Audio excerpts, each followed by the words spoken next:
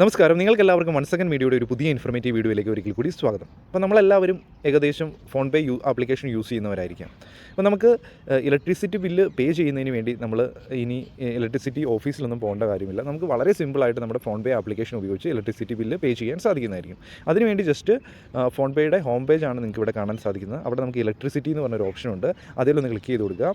അതിനുശേഷം ഏതാണോ നിങ്ങളുടെ ഇലക്ട്രിസിറ്റി ബോർഡ് അത് സെലക്ട് ചെയ്യുന്നതിന് വേണ്ടി മുകളിൽ ജസ്റ്റ് KSEB എന്ന് പറഞ്ഞ ഒന്ന് ടൈപ്പ് ചെയ്ത് കൊടുക്കുക. അപ്പോൾ KSEB എന്ന് ഞാൻ ടൈപ്പ് ചെയ്ത് കൊടുത്തിട്ടുണ്ട്. അപ്പോൾ താഴെ ഓട്ടോമാറ്റിക്കായിട്ട് Kerala state electricity board limited എന്ന് പറഞ്ഞ് വന്നിട്ടുണ്ട്. അതിലൊന്ന് ക്ലിക്ക് ചെയ്ത് കൊടുക്കുക. അപ്പോൾ നമുക്ക് ആകെപ്പാടെ നമ്മൾ അറിയേണ്ടത് നമ്മുടെ കൺസ്യൂമർ നമ്പറാണ്. അപ്പോൾ കൺസ്യൂമർ നമ്പർ എവിടെ നിന്ന് നമുക്ക് കിട്ടും?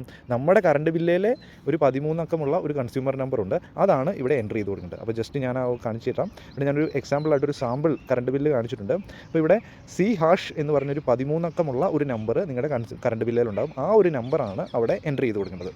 ജസ്റ്റ് ഇത് മാത്രം മതി. ഇത് മാത്രം എൻ്റർ ചെയ്ത് കൊടുത്ത് കഴിയുമ്പോഴത്തേനും ഓട്ടോമാറ്റിക്കായിട്ട് നിങ്ങളുടെ പേര്, ആരുടെ പേരിലാണോ കണക്ഷൻ അയാളുടെ പേര്, അതുപോലെ തന്നെ ബിൽ ഡേറ്റ് എന്നാണോ ഡ്യൂ ഡേറ്റ് വരുന്നത് അതും ഇവിടെ കാണാൻ സാധിക്കുന്നതായിരിക്കും. എത്ര എമൗണ്ടാണ് നിങ്ങൾ പേ ചെയ്യേണ്ടത് എന്നും കാണാൻ സാധിക്കും. അപ്പോൾ കൃത്യമായിട്ട് ബില്ലിലെ പ്രൈസും ഇവിടെ ഓട്ടോമാറ്റിക്കായിട്ട് തെളിഞ്ഞു വന്ന പ്രൈസും തമ്മിൽ ചെക്ക് ചെയ്ത് നോക്കുക. രണ്ടും ഒരേപോലെയാണോ നോക്കുക. ഒരേപോലെ തന്നെയാണ് വരുന്നത്.